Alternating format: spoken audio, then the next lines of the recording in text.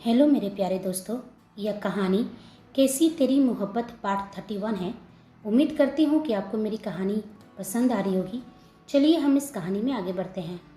आध्या सौर के केबिन से बाहर निकली तो उसकी नज़र सामने से आते लकी पर पड़ी।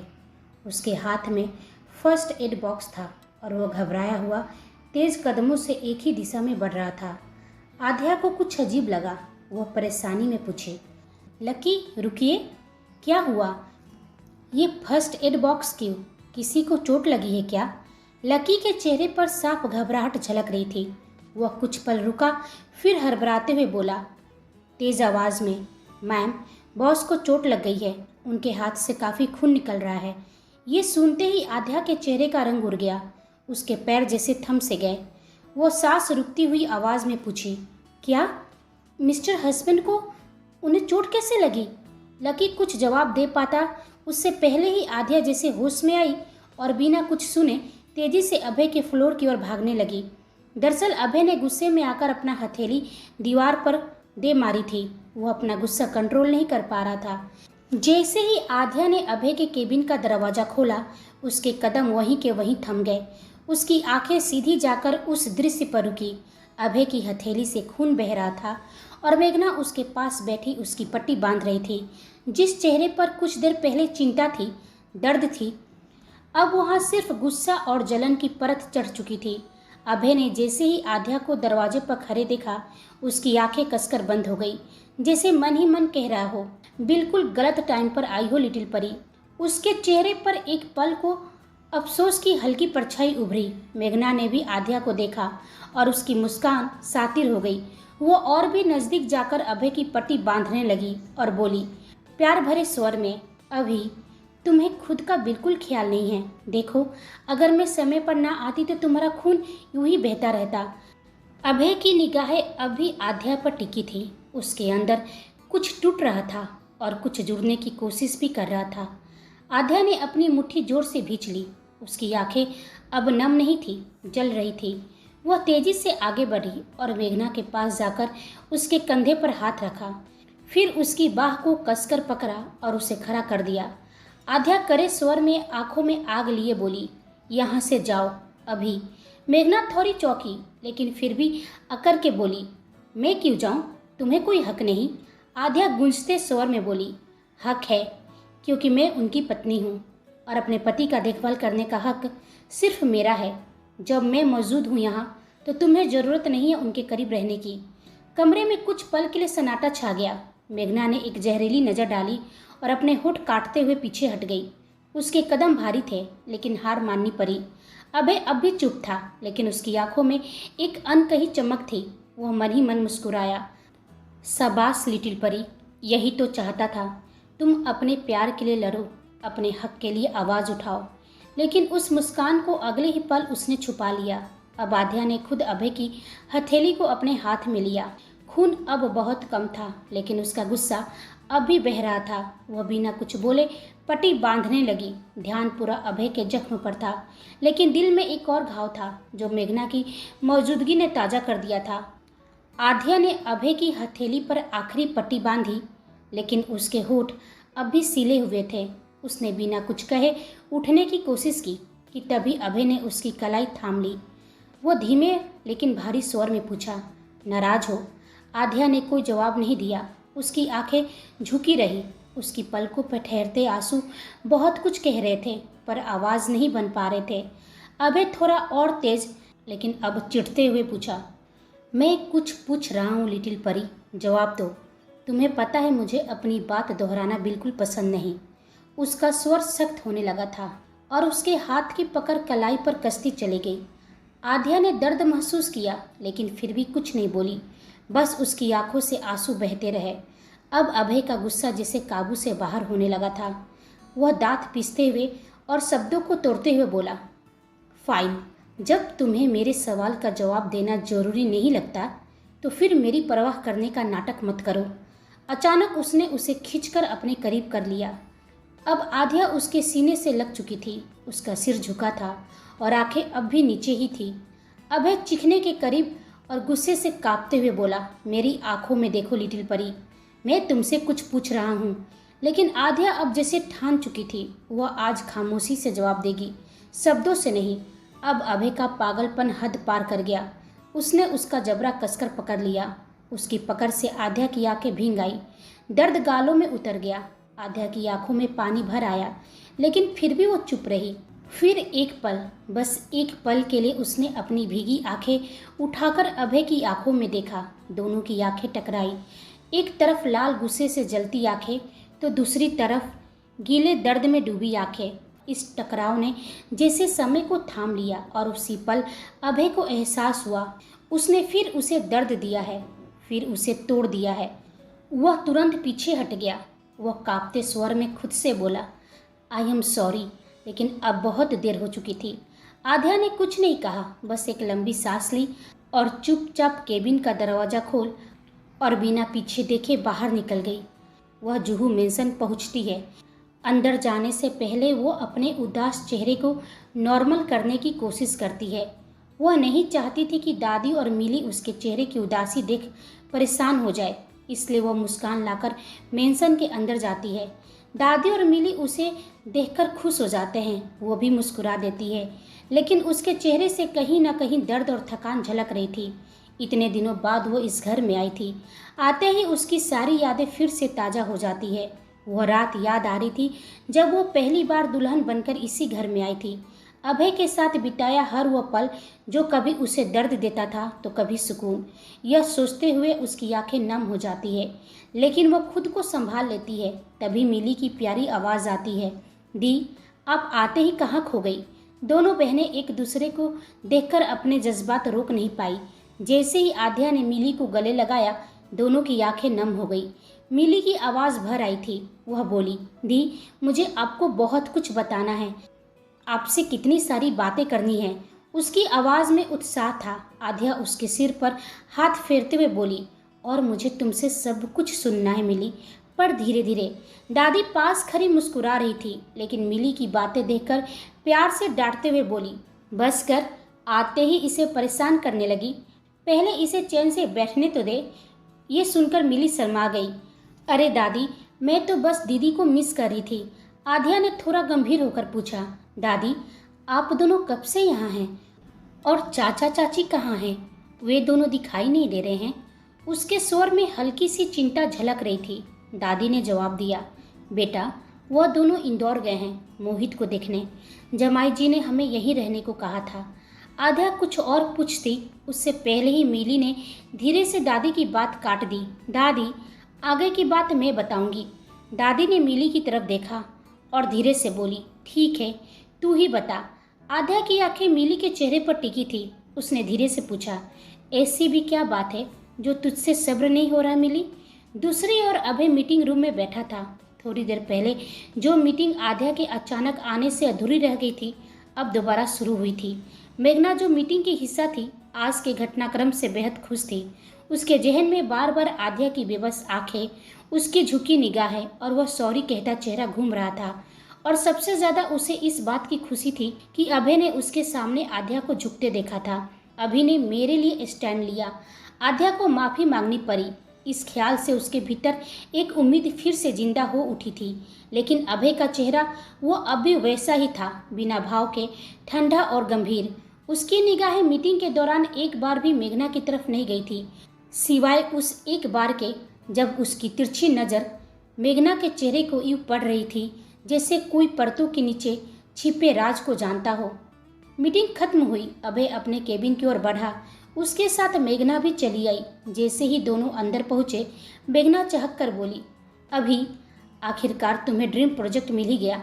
मुझे याद है जब हम लंदन में थे तभी से तुम इस पर काम करना चाहते थे। अभय ने बस एक हल्का सा हम किया। उसका ध्यान कहीं और था। शायद मेघना में तो बिल्कुल नहीं। मैं तुम्हारे लिए कॉफ़ी लेकर आती हूँ, तुम थके हुए लग रहे हो, मेघना ने नज़दीक आते हुए कहा। अभय अब भी चुप था। वह उसकी हरकतों से अच्छी तरह से समझ रहा था कि वह क्या करने की कोशिश कर रही है, लेकिन वह उसे रोक नहीं रहा था, जिससे मेघना का कॉन्फिडेंट बढ़ गया। उसने मौका देखा, उसके पास आई और जैसे ही उसने अभय के बालों में हाथ फेरने की कोशिश की, अभय ने झट से उसकी कलाई थाम ली। वह डर गई। उसे वो पार्टी वाले दिन याद आ गया जब अभय ने उसका हाथ जला दिया था। उसकी रूह तक कांप गई। लेकिन आज अभय का चेहरा शांत था, होठों पर एक मीठी सी मुस्कान। कॉफ़ी? उसने उसकी तरफ देखकर कहा, जैसे कि कुछ हुआ ही ना हो। मेघना अचकचा गई। वह एक गहरी सांस लेकर बोली, अभी मैं तो डर ही गई थी। वह बनावटी मुस्कान के साथ खुद को सहज करने की कोशिश करती है। मैं तुम्हारे लिए कॉफ़ी लेकर आती हूँ। जैसे वो केबिन से बाहर निकली, अभय का चेहरा एक पल में बदल गया। उसकी आंखों की गहराई अब डार्क और सर्द हो चुकी थी। होठ सख्ती से भींचे हुए थे। उसने अपनी मुठ्ठियाँ कस ली, जैसे वो अब तक खुद को जबरदस्ती शांत रखे हुए था। उधर जुहू मेंशन में मिली ने जैसे ही कॉलेज की बात छेड़ी दी, मेरा यहाँ के टॉप कॉलेज में एडमिशन हो गया है। क्या? कब और कैसे हुआ? आध्या के चेहरे पर मिले जुले भाव थे। क्या दी? अब आप बनो मत। क्या जीजू ने आपको नहीं बताया? मिली ने चहकते हुए पूछा। आध्या ने धीमे से सिर झुकाया। वह बस मिली की बातें सुनती रही। मुझे कॉलेज में एडमिशन जीजू की वजह से ही मिला है, और आपको मालूम है, पूरा खर्चा भी जीजू का ट्रस्ट उठा रहा है। यह सुनते ही आध्या का दिल जैसे एक पल को थम सा गया। वह स्तब्ध रह गई।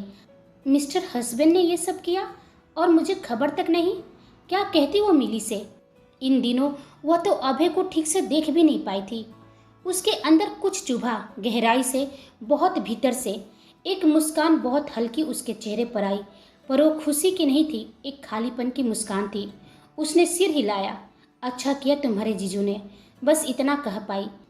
इधर अभय ऑफिस से निकलते ही अपनी कार में बैठता है। लकी ड्राइव कर रहा था और जैसा हमेशा होता था, चुप नहीं रह सका। बॉस, जुहू मेंशन जाना है ना? जुहू मेंशन? उसने सहजता से पूछा, लेकिन अभय ने बिना उसकी तरफ देखे जवाब दिया, नहीं, राणा मेंशन। लकी की आंखें एक पल को हैरानी से फैल गई। लेकिन आध्या मैम तो जुहू मेंशन में है। फिर आप? मैंने कहा ना, राणा मेंशन जाना है। फिर इतने सवाल क्यों कर रहे हो? अभय की आवाज़ इस बार सख्त थी। लकी एकदम चुप हो गया। वो जानता था जब अभय इस टोन में बोले तो बहस की कोई गुंजाइश नहीं होती। उधर राणा मेंशन में मेघना, आस्था और मधु आपस में बातें कर रही थी। मेघना उसे आज जो कुछ भी हुआ उन्हें बताती है। मुझे तो यकीन ही नहीं हो रहा है, मेघना बोली। अभय ने आज मेरे लिए उस गवार आध्या के खिलाफ चला गया। कुछ दिन पहले उसने खुद कबूला था कि वह उस बहन जी से प्यार करता है। फिर अचानक वो इतना बदला बदला क्यों लग रहा है? कुछ तो गड़बड़ है। आस्था गंभीर लहजे में बोली। ओहो दी, यह तो अच्छी बात है। आपको तो खुश होना चाहिए। हो सकता है कि भाई को एहसास हो गया हो। वे बहन जी जैसी लड़की उनके स्टैंडर्ड की नहीं है। जिसे वो प्यार समझते होंगे, वह बस उनकी एक गलती थी। उसकी बातों में कटाक्ष थी। प्यार? मधु हंसी। भाई की डिक्शनरी में तो ऐसा कोई शब्द है ही नहीं। और अगर उन्होंने कभी आपसे कहा था तो हो सकता है झूठ कहा हो, बस आपको दूर करने के लिए। मेघना थोड़ी शांत हो गई, लेकिन उसकी आंखों में एक अजीब सी चमक थी। वजह चाहे जो भी हो, मैं बस इतना जानकर खुश हूँ कि अभय की ज़िंदगी में मेरी फिर से एंट्री हो चुकी है। उसने खुद को जीतता महसूस किया। तभी उसका मोबाइल बजा। जैसे ही उसने स्क्रीन देखी, चेहरा एकदम सफ़ेद पड़ गया। उसके चेहरे के सारे रंग उड़ गए। मेघना की उंगलियां काँप रही थी। उसने मोबाइल थामा और धीरे से आस्था और मधु से दूर जाकर एक कोने में खड़ी हो गई, जहां कोई उसकी बात ना सुन सके। फ़ोन जैसे ही रिसीव किया, वह गुस्से से दांत भिजते हुए पूछी, आपने मुझे फ़ोन क्यों किया? फ़ोन के दूसरी ओर से एक सधी हुई लेकिन तीखी औरत की आवाज़ आई। तुम भूल गई हो कि तुम वहाँ क्यों हो? सोचा याद दिला दो। मेघना बोली, सॉरी, मैं अब आपका काम नहीं कर पाऊंगी, क्योंकि अब मुझे उस गवार आध्या को मारने की ज़रूरत नहीं है, क्योंकि अब तो अभी खुद उसे अपनी ज़िंदगी से बाहर निकाल देगा। उस लेडीज़ की आंखें चौड़ी हो गई, लेकिन गुस्सा और भी भड़क उठा। तुम हमारी डील भूल गई हो। हमारे बीच ये तय हुआ था कि उसे रास्ते से हटाने के बाद अभय तुमसे शादी करेगा, और इसकी गारंटी मैंने ली थी, और अब तुम अपनी बात से मुकर रही हो। उसका स्वर अब कड़क और तेज था। तभी मेघना बोली, डील नहीं भूली हूँ, लेकिन जब अभी खुद मेरे पास आ रहा है तो मैं क्यों उस लड़की को मारने का रिस्क लूँ? उस लेडीज़ की आंखों में चालाकी की चमक उभरी, लेकिन लहजा अभी तल्ख था। तुम नहीं समझती हो मेघना, आध्या का होना तुम्हारे लिए हर बार एक खतरा बन जाएगा। अगर वो जिंदा रही तो अभय फिर कभी उसके पास लौट सकता है, सोच लो। उसकी बात सुनकर मेघना सच में सोचने लग गई। वह औरत एक सधे स्वर में बोली, ठीक है, मैं तुम्हें एक वीडियो क्लिप भेज रही हूँ। उम्मीद करती हूँ कि तुम्हें पसंद आएगी। इसके साथ ही कॉल कट गया। मेघना ने फ़ोन को कांपते हाथों से देखा। कुछ सेकंड बाद एक वीडियो क्लिप उसकी स्क्रीन पर फ्लैश हुई।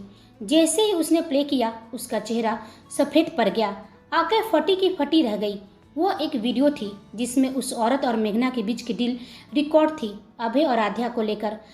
हर शब्द, हर साजिश और इरादे, सब कुछ उस रिकॉर्डिंग में साफ था। ये कब रिकॉर्ड किया?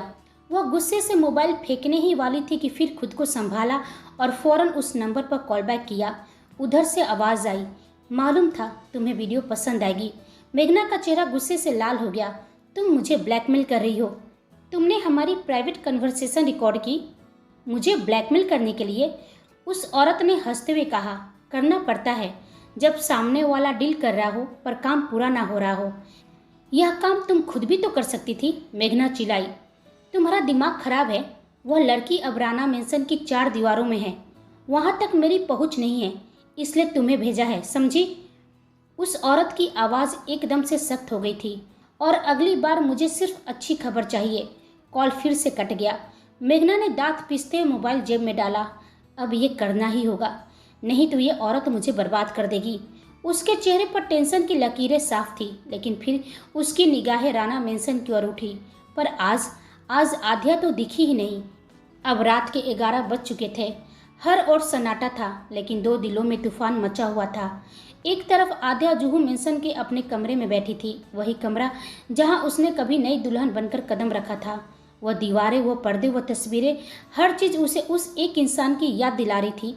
एक समय था जब वह जितना दूर उससे होना चाहती थी, उतना ही अंदर कहीं वह उसके करीब बसा हुआ था। उसने खिड़की के पास बैठकर बाहर देखा। चांदनी रात थी, लेकिन उसकी आंखों में चमक नहीं, एक अजीब सी खालीपन था। वहीं दूसरी ओर राणा मेंशन में अभय अपने कमरे में बेचैन टहल रहा था। जिस कमरे में कभी उसकी तन्हाई रहा करती थी, अब वही कमरा कुछ दिनों में आध्या की खुशबू से भर गया था। हर कोना, हर सिलवट उसे वह रातें याद दिला रही थी जब वो आध्या को अपने सीने से लगाकर चैन की नींद सोता था। लेकिन आज नींद उससे कोसों दूर थी। वह बैल्कनी में आया। ठंडी हवा थी, मगर उसके अंदर जो आग जल रही थी उसे कोई मौसम नहीं बुझा सकता था।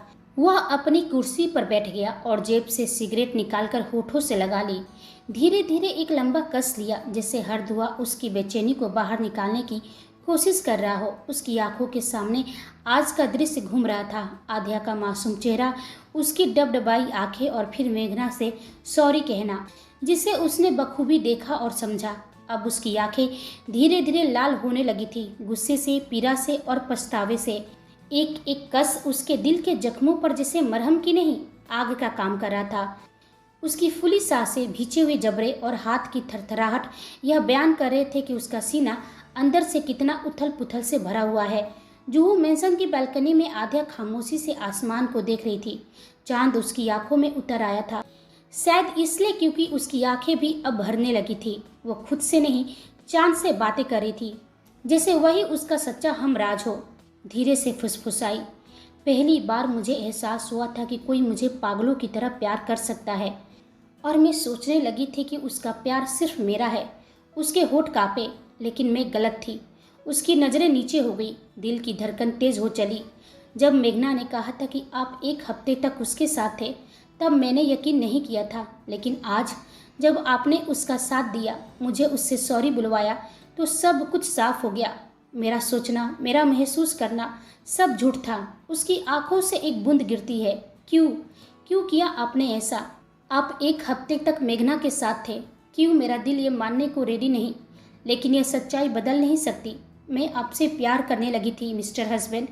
इस जबरदस्ती की शादी को भी मैंने अपना नसीब मान लिया था। पर अगर प्यार मेघना से था, तो मुझसे शादी क्यों? अब उसकी आवाज़ टूटी हुई थी, हर शब्द उसकी आत्मा की चीख बन गया था। दूसरी ओर राणा मेंशन की बालकनी में अभय, उसका दिल तेजी से धड़क रहा था, जैसे वह हर लफ्ज सुन रहा हो जो आध्या ने उस चांद से कहे थे। जैसे उसकी तन्हाई आध्या की तन्हाई से जुड़ गई हो। उसने अपनी आंखें बंद कर ली और उसी पल याद आया वो दिन जब आध्या ने उसके लिए अपने हाथों से सूजी का हलवा बनाया था, और उसी वक्त उसकी मोबाइल की रिंग बजी थी। फ्लैशबैक शुरू होता है। अभय की आंखों में एक बेचैनी थी। रात के अंधेरे में उसने अपने कमरे से बाहर निकलते ही लकी को फ़ोन किया। लकी, बेंगलुरु जाने के लिए जेट रेडी करो। मैं आ रहा हूँ। बोलते हुए वो अपनी कार में बैठ चुका था। कुछ ही देर में प्राइवेट जेट में सवार होकर बिना किसी को खबर दिए वह बेंगलुरु के लिए रवाना हो गया। कुछ घंटों बाद बेंगलुरु का सन्नाटा भरा एयरपोर्ट और फिर सड़कों की खामोशी। अभय की कार हॉस्पिटल के सामने आकर रुकती है। वह बिना समय गवाए सीधा अंदर दाखिल होता है। उसके कदम तेज थे, चेहरा शांत, लेकिन भीतर एक भूचाल। उसने मास्क पहन रखा था ताकि कोई पहचान न सके, लेकिन उसकी आंखें बेचैन थी। यह वही हॉस्पिटल था जहां से कुछ देर पहले डॉक्टर मेहरा का कॉल आया था। सुजाता कपूर को सब याद आ गया है। उनकी याददाश्त लौट आई है। यह सुनते ही अभय का दिल धड़क उठा था। इतने सालों से जिन जवाबों की तलाश थी, क्या अब वह मिलने वाले थे? डॉक्टर के केबिन में अभय सीधा अंदर गया। डॉक्टर मेहरा वहां पहले से ही मौजूद थे। उन्होंने उसे बैठने का इशारा किया। क्या वह सुजाता कपूर? उन्हें सब याद है? अभय की आवाज़ थरथराई। डॉक्टर ने सिर हिलाया। हाँ, उनकी याददाश्त पूरी तरह से लौट आई है। यह एक चमत्कार जैसा है। अभय के होठों पर पहली बार एक उम्मीद भरी हल्की मुस्कान आई, लेकिन डॉक्टर का अगला वाक्य सुनते ही वो फिर से सीधा होकर बैठ गया। लेकिन अभी भी वो ऐसी स्थिति में नहीं है कि वो किसी से बात कर सके। अभय चौंका। क्या मतलब है डॉक्टर? साफ साफ कहिए। डॉक्टर ने गहरी सांस ली। वह मानसिक रूप से स्थिर तो है, लेकिन सदमे में है। उनकी यादें जैसे एक बार में लौट आई हो। वह बोलने से डर रही है। किसी चीज़ ने उन्हें बहुत गहरा हिला दिया है। तो क्या वो कुछ नहीं कहेंगी? अभय ने पूछा। नहीं, ऐसी बात नहीं है। इसलिए मैंने आपको बुलाया है कि शायद वो सिर्फ आपसे बात करना चाहे। सुजाता कपूर के वार्ड के ठीक बाहर अभय खड़ा था। अंदर से आती खामोशी बाहर उसके दिल के सुर से टकरा रही थी।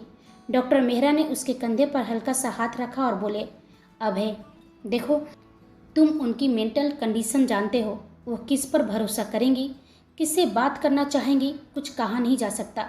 अभय की नज़रें वार्ड के अंदर चली गई। वहाँ बैठी थी सुजाता कपूर, सफ़ेद कपड़ों में, खामोश बेजान सी, पर उनकी आंखों में कुछ था, एक गहराई, एक भारीपन, जिसे देखकर अभय की अपनी आंखें भर आई। कुछ सेकंड तक वह चुप रहा, फिर धीरे से बोला, मैं उन्हें अपने साथ लेकर जा रहा हूँ डॉक्टर। बहुत इंतज़ार किया है मैंने इस दिन का। पल पल तड़पा हूँ उस सच के लिए जिसे मेरे अपनों ने मुझसे छुपाया था। अब उसके चेहरे पर दर्द की जगह गुस्से की लाली थी। डॉक्टर, क्या आप जानते हैं कि किसी इंसान का अतीत अगर अधूरा रह जाए तो वह नींद में भी सुकून नहीं पाता? उसकी आवाज़ में अब बेतहासा बेचैनी थी। डॉक्टर मेहरा ने एक पल उसे देखा और फिर कहा, अभय तुम्हें तो अब तक सब कुछ याद आ ही गया है, फिर सुजाता कपूर से और क्या जानना बाकी है? अभय ने एक लंबा सांस लिया, फिर धीरे से बोला, हाँ, यह सच है कि मुझे अपना अतीत याद आ गया है, और यह भी सच है कि मैं अब तक किसी को कुछ नहीं बता पाया हूँ, पर अभी भी बहुत कुछ अधूरा है डॉक्टर। वह कुछ सेकंड रुका, मानो कोई भारी शब्द उसके गले में अटक गया हो। मुझे जानना है वो आग कैसे लगी थी जिसमें मेरी माँ जलकर मर गई थी। यह कहते हुए उसकी आवाज़ टूटने लगी। जिसने मुझे जन्म दिया वह यूं ही क्यों चली गई? और सबसे बड़ा सवाल, उस रात कुछ तो ऐसा हुआ था जिसके खुलने का डर हमेशा ओमकार राणा के चेहरे पर झलकता है। आखिर क्या वजह थी कि उसका सबसे वफादार कुत्ता राकेश कपूर उसके ही खिलाफ हो गया? क्यों राकेश कपूर अपने ही बच्चों का दुश्मन बन गया? बहुत सारे ऐसे सवाल हैं जिसका जवाब सिर्फ सुजाता कपूर ही दे सकती है। अब उसकी आंखों में सिर्फ आंसू नहीं थे, वहाँ एक बेकाबू आग थी जो बरसों से भीतर सुलग रही थी। अब वह फटने को रेडी थी। डॉक्टर मेहरा कुछ पल चुप रहे, फिर बोले, अगर सुजाता कपूर बोलने को रेडी हो गई तो तुम्हें तुम्हारे हर सवाल का जवाब मिल सकता है, लेकिन खुद को संभालना अभय। अभय ने सिर झुकाकर हामी भरी। अब उसके दिल में एक ही धुन थी, सच चाहिए, चाहे जितना भी करवा क्यों ना हो। रात का अंतिम पहर था। धीरे धीरे वार्ड का दरवाजा खुलता है। अंदर की हल्की रोशनी में सुजाता कपूर एक कोने में बैठी थी, अपने दोनों घुटनों को मोड़कर हथेलियों से अपना चेहरा छुपाए हुए, मानो खुद से ही छुपना चाह रही हो। अभय धीमे धीमे कदमों से आगे बढ़ते हुए उनके पास जमीन पर घुटने के बल बैठ गया। उसने मास्क हटा लिया, एक लंबी सांस ली और हल्के स्वर में कहा, मासी, पहचाना मुझे? सुजाता कपूर ने जैसे ही पास किसी की मौजूदगी को महसूस किया, धीरे से अपनी पलकें उठाई और अभय को देखते ही जैसे समय थम गया हो, वह उसे देखते रह गई, सांसें थमी हुई, होठ कांपते हुए। मैं अभय हूँ, आपका अभय, याद है आपको?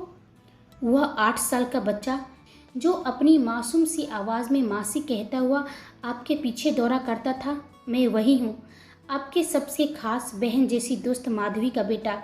यह सुनते ही सुजाता कपूर की आंखें डबडबा उठी, चेहरे पर हल्की हैरानी, एक गहरा दर्द और बरसों का दबा हुआ पछतावा। अगले ही पल वह उठी और अभय को कसकर गले से लगा ली। वह कुछ बोल नहीं पा रही थी, लेकिन उनकी आंखें फुट फुट कर रो रही थी।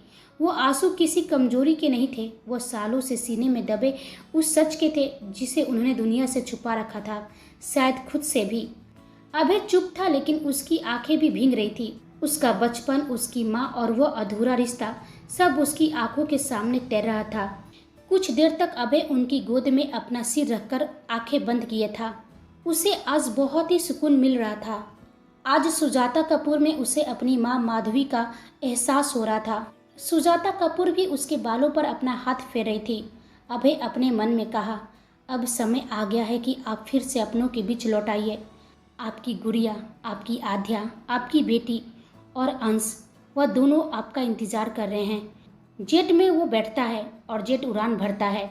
अभय खिड़की से बाहर देखता है, लेकिन उसके भीतर उथल पुथल अब भी थमी नहीं थी। मैंने कह तो दिया है कि उन्हें उनके बच्चों से मिलवाऊंगा, वह मन ही मन में सोच रहा था, लेकिन अभी यह सही वक्त नहीं है। मेरी लिटिल परी जो अपनी माँ से नफरत करती है, उसे अचानक जब वो अपनी माँ सामने मिलेगी, क्या वो इस सच को सह पाएगी? क्या सुजाता कपूर अपनी बेटी की नफरत को सह पाएंगी? अभय ने गहरी सांस ली और लकी की ओर देखा। लकी, तुम वो पुराना सेफ हाउस रेडी करवा दो, आंटी वहीं रहेंगी जब तक सही वक्त ना आ जाए। लकी धीरे से बोला, बॉस, एक और बात है जो आपको बतानी थी। जब आप हॉस्पिटल में थे तो रंजन का फ़ोन आया था। अभय का माथा सिकुड़ गया। क्या कहा उसने? उसने बताया कि आपने मेघना मैम पर नज़र रखने को कहा था। वह एक अजनबी औरत से मिलने गई थी। रंजन ने बताया कि उन दोनों के बीच जो बातें हुई वो बहुत गंभीर थी। अभय का चेहरा अब सख्त हो चला था। कौन औरत थी वह? यह तो मालूम नहीं चल पाया बॉस, लेकिन रंजन को शक है कि मेघना और वह औरत दोनों को आध्या मैम का सच पता है। उन्हें मालूम है कि आध्या मैम राकेश कपूर की बेटी है। अभय के भीतर एक और विस्फोट हुआ। यह कैसे हो सकता है? यह बात सिर्फ चंद लोगों को ही पता थी, और अगर मेघना को पता चल गया है तो इसका मतलब कोई है जो अंदर से सब कुछ लीक कर रहा है। अब अभय का चेहरा पूरी तरह बदल चुका था। उसकी आंखों में क्रोध और चिंता की झलक थी।